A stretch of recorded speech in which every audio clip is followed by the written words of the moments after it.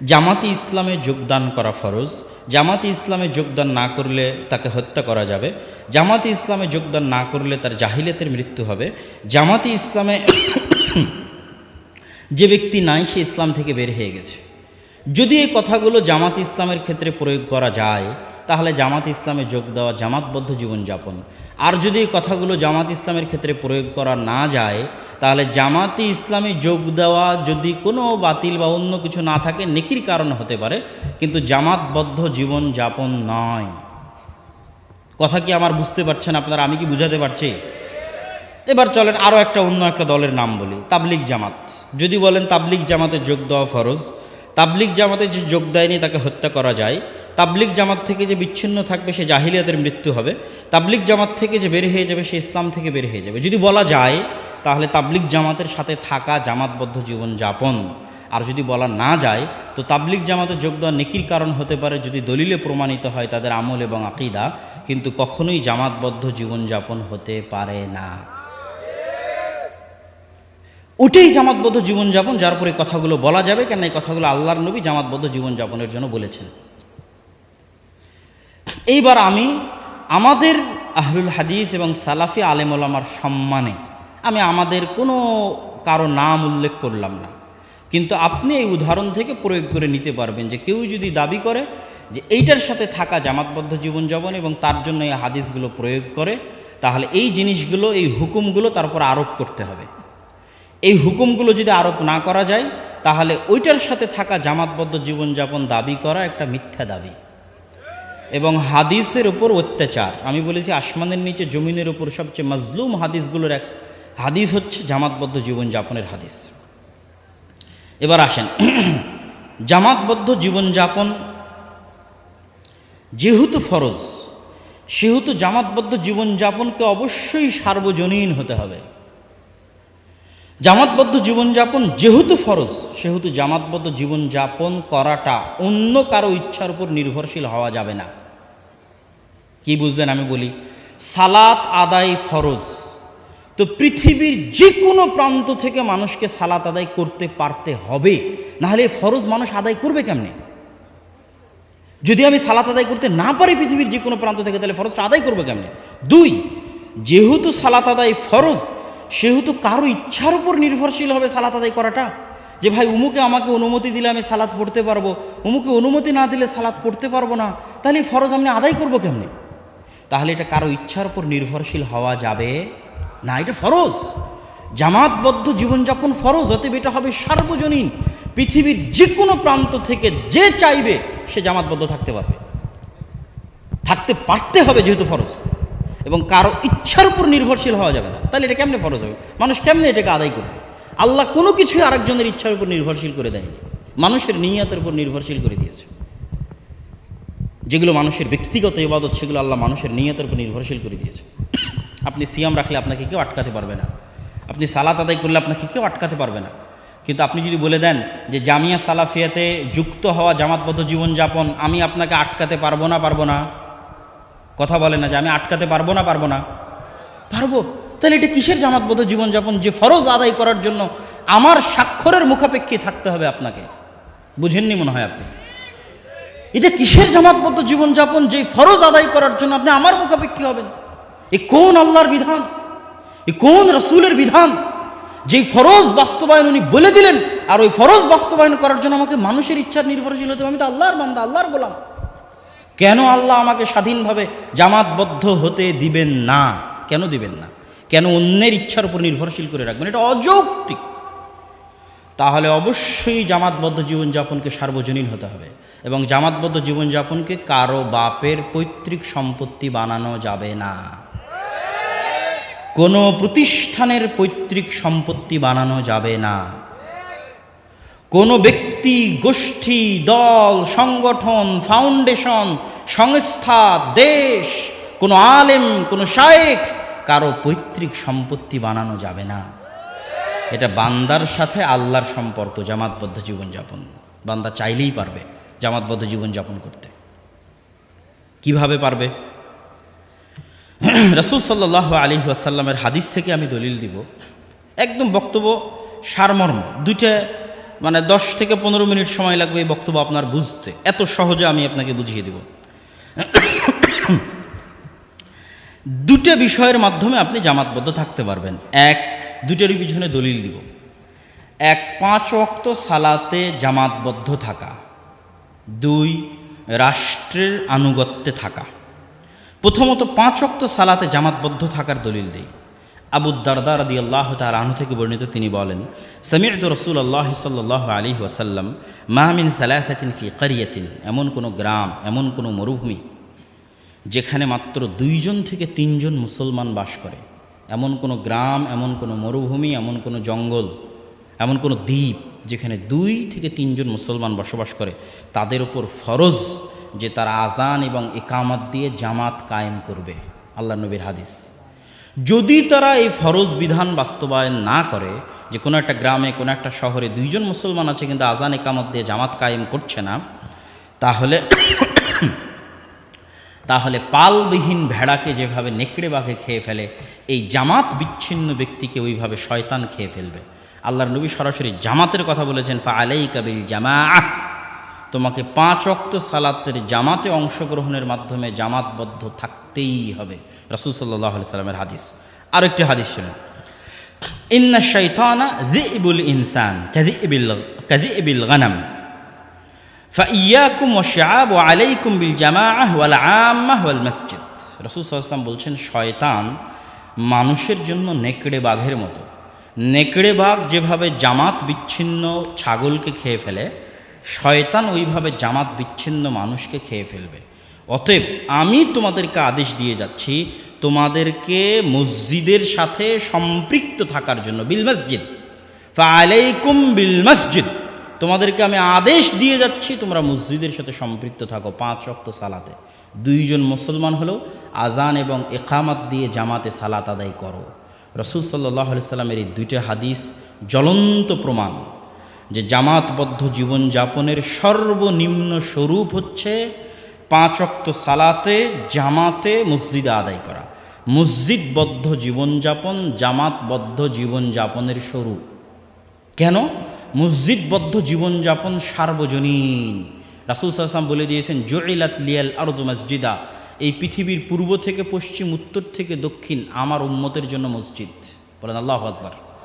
মানে পূর্ব পশ্চিম উত্তর দক্ষিণের কোনো 2 জন মুসলমানকে কোনো মায়ের সন্তান জামাতবদ্ধ জীবনযাপনে বাধা দিতে পারবে না যে আজান এবং ইকামত দিয়ে জামাত কায়েম করবে।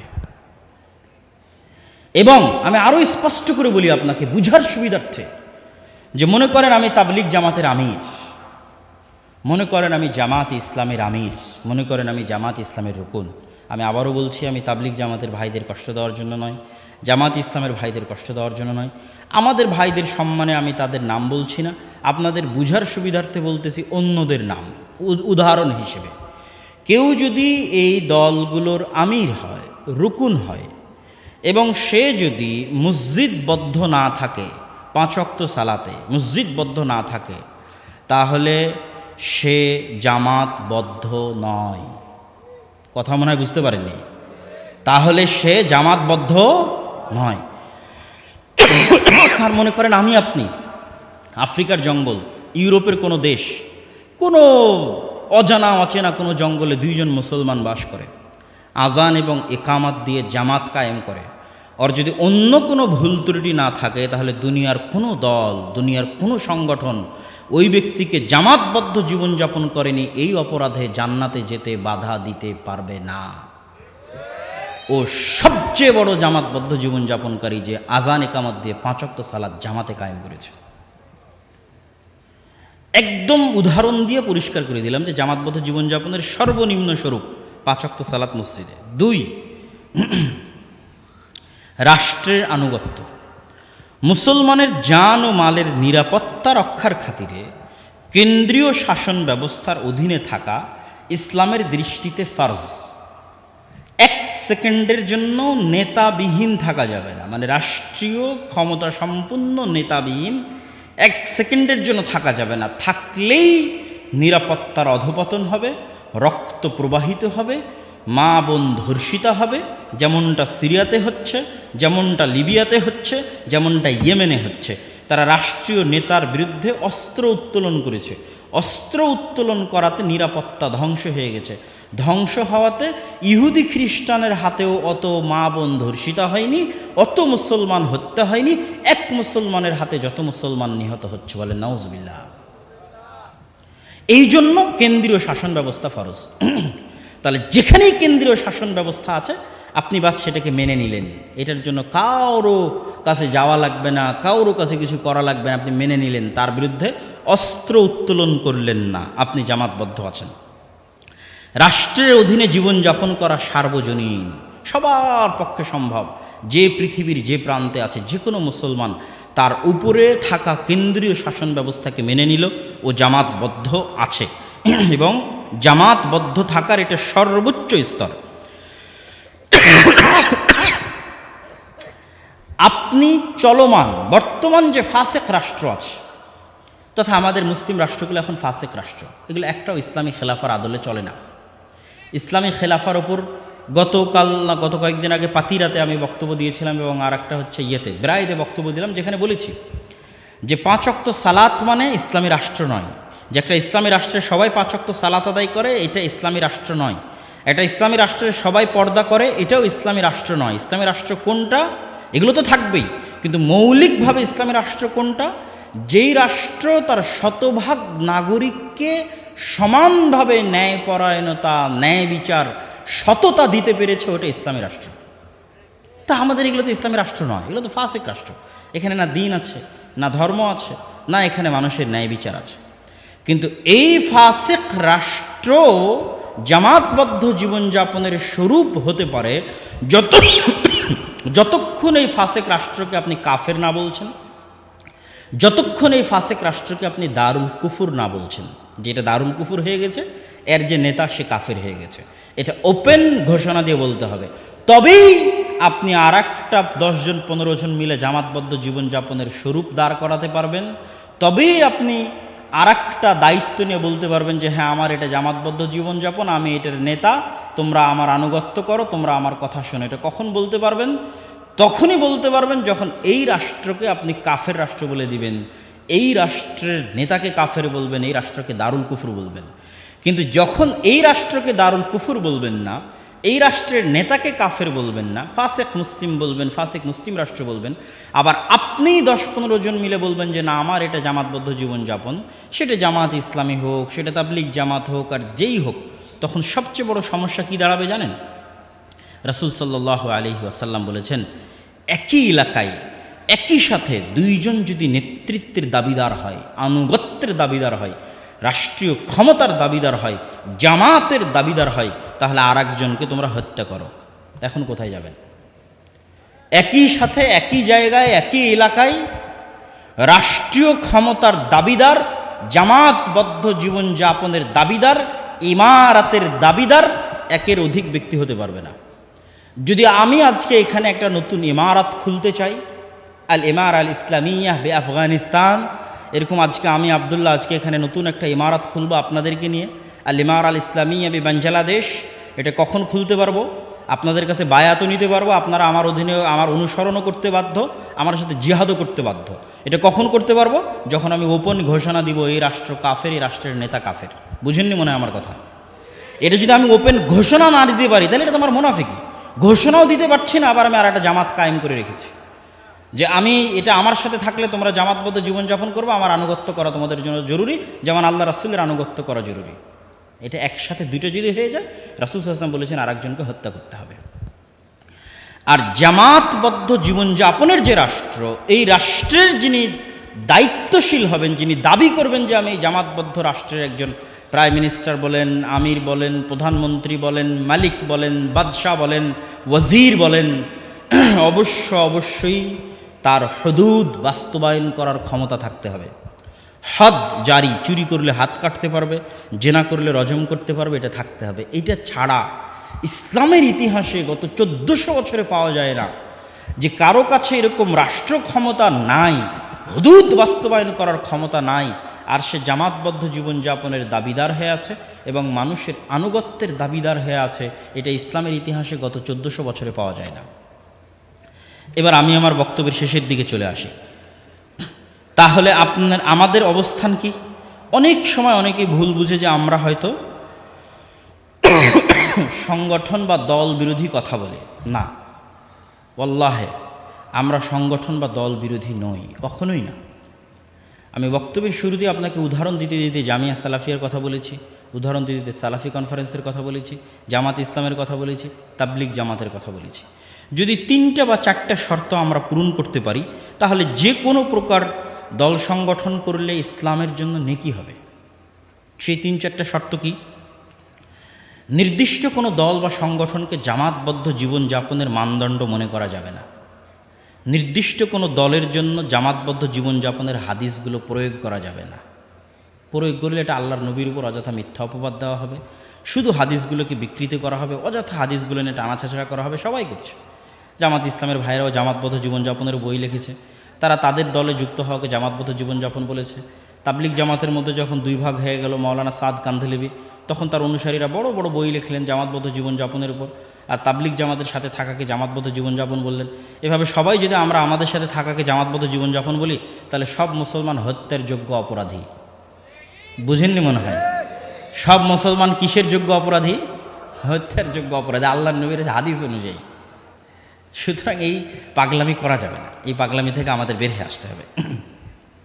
এবং দল সংগঠনের যিনি নেতা হবেন, যেমন জামিয়া সালাফিয়ার প্রধানকে শেখ আব্দুর রাজ্জাক বিন ইউসুফ।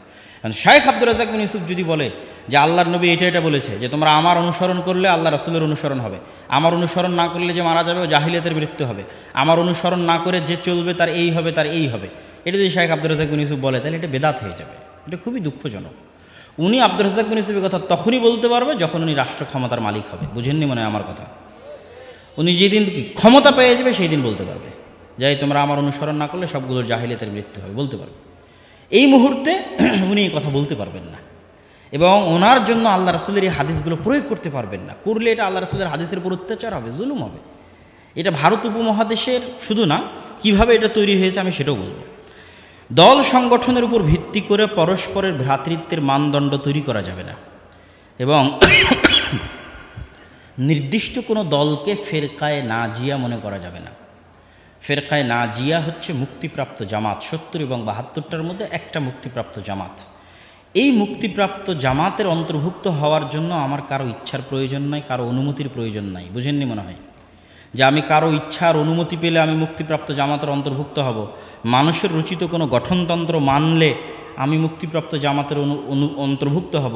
মানুষের রচিত কোনো ফরম পূরণ করলে আমি মুক্তিপ্রাপ্ত জামাতের অন্তর্ভুক্ত হব? যদি এটা আমরা বলি, তাহলে ইসলাম মিথ্যা, আল্লাহর নবী মিথ্যা, রাসূল সাল্লাল্লাহু আলাইহি ওয়াসাল্লাম মিথ্যা, আল্লাহ সুবহানাহু ওয়া তাআলা মিথ্যা। এটা হতে পারে না যে একজন মানুষ মুক্তিপ্রাপ্ত জামাতের অন্তর্ভুক্ত হবে আর তার জন্য তাকে আমার রচিত গঠনতন্ত্র মানতে হবে, আমার রচিত ফরম তাকে পূরণ করতে হবে। এটা হতে পারে না। তাহলে মুক্তিপ্রাপ্ত জামাতের অন্তর্ভুক্ত কে হবে? যারা আকীদা এবং যারা আমল পৃথিবীর যে কোনো প্রান্তে সাহাবীদের মতো হবে, তাবিদের মতো হবে, সালাফে সালেহিনের মতো হবে, শিরক মুক্ত থাকবে, বেদাত মুক্ত থাকবে, ওকে কেউ বাধা দিতে পারবে না জান্নাতে যেতে, কেউ না, পৃথিবীর কেউ না। ও মুক্তিপ্রাপ্ত জামাতের অন্তর্ভুক্ত।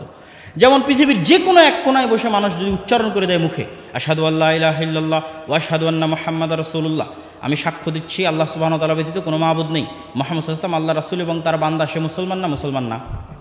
দুনিয়ার আর কারো অনুমতির প্রয়োজন আছে আর মুসলমান হতে? যদি আর কারো অনুমতির প্রয়োজন হয়, তাহলে আল্লাহ সুবহানাহু ওয়া তাআলা মিথ্যা, তার নবী মিথ্যা। ভাই, আমি ইসলাম গ্রহণ করব, জান্নাতে যাব, আর তার জন্য ডাইরেক্ট আল্লাহর সাথে কানেকশন না হয়ে কোনো মানুষের তৈরি কিছু আমাকে মানতে হবে? এটা হতে পারে না। তাহলে আমি ফেরকায়ে নাজিয়ার অন্তর্ভুক্ত হতে চাই, এর জন্য আমাকে কারো অধীনস্থ হতে হবে? এটা হতে পারে না। আপনি ফেরকায়ে নাজিয়ার অন্তর্ভুক্ত হতে পারবেন আপনার আকীদা দিয়ে, আপনার আমল দিয়ে। বাস, আপনার আকীদা এবং আমল যদি বিশুদ্ধ হয়, সাহাবীদের মতো হয়, তাবিদের মতো হয়, আপনি পৃথিবীর যে প্রান্তেই থাকেন না কেন, আপনি ফেরকায়ে নাজিয়ার অন্তর্ভুক্ত। এই জিনিসগুলো মেনে যদি আমিও বলি যে আসেন আজকে আমরা 10 জন 15 জন মিলে একটা দাওয়াতি কাজ করি, যেমন জামিয়া সালাফিয়াতে একজনে চলে না, 10 জন 15 জন মিলে চলে। একটা ফাউন্ডেশন তো আর একজনে চলে না, 10 জন 15 জন মিলে চলে।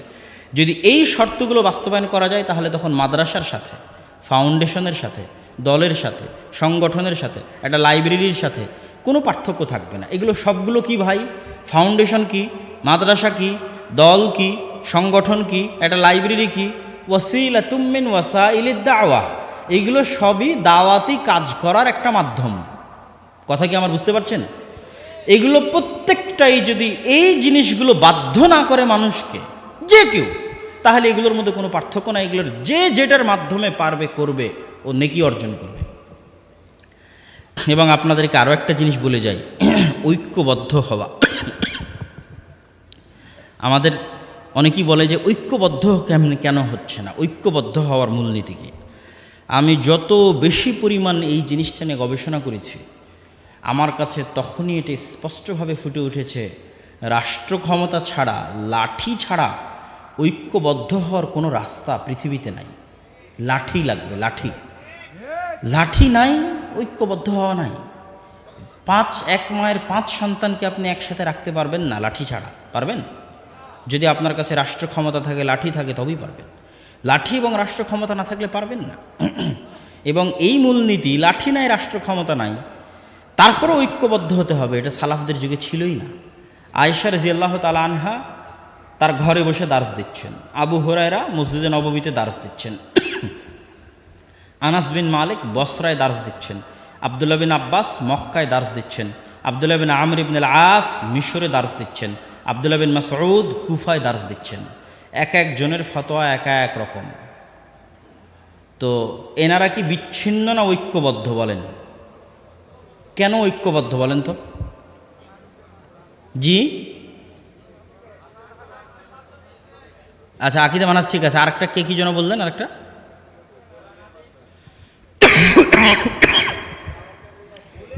এক রাষ্ট্রীয় ক্ষমতার অধীনে তারা জীবনযাপন করছে। বুঝেননি মনে হয়? ওমর রাদিয়াল্লাহু তাআলা আনহু খলিফাতুল মুসলিমিন, আবু বকর খলিফাতুল মুসলিমিন, ওসমান খলিফাতুল মুসলিমিন, আলী খলিফাতুল মুসলিমিন। এই এক খলিফার অধীনে আয়েশাও আছে। এই এক খলিফার রাষ্ট্রীয় কেন্দ্রীয় শাসনের অধীনে আব্দুল্লাহ বিন আমর ইবনে আল-আসও আছে। এই এক খলিফার অধীনে আব্দুল্লাহ বিন মাসউদ ও কুফায় আছে। এই এক খলিফার অধীনে আব্দুল্লাহ বিন আব্বাসও মক্কায় আছে। এদের ফতোয়া যতই ভিন্ন হোক, এদের দাওয়াতি কাজ যতই ভিন্ন হোক, এরা ঐক্যবদ্ধ কেন? এদের কেন্দ্রীয় শাসন ব্যবস্থা এক, এবং ওটা জামাতবদ্ধ। ওটাই জামাতবদ্ধ জীবনযাপনের মানদণ্ড। এটার আরও একটা ছোট্ট উদাহরণ আপনাকে দিই। আবু বকর